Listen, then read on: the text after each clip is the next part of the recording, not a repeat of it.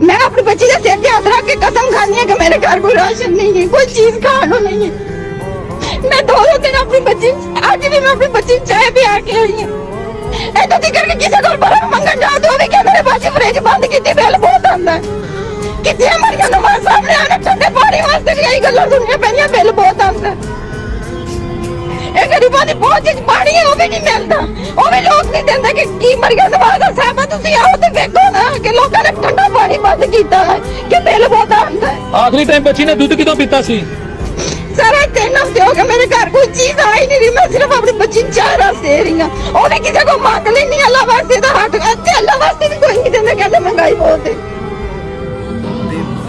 ਗਰੀਬ ਇੱਜ਼ਤ ਵੇਚੇ ਨਾ ਤੇ ਤਾਂ ਵੀ ਨਹੀਂ ਪੂਰੀ ਪੈਂਦੀ, अगर वो इज्जत में बेच के आवे ना तो तभी पूरी नहीं पैंदी, क्यों जदों नहीं है। ऐसे लोगों को देख के रूह तक कांप जाती है इंसान की, लेकिन इन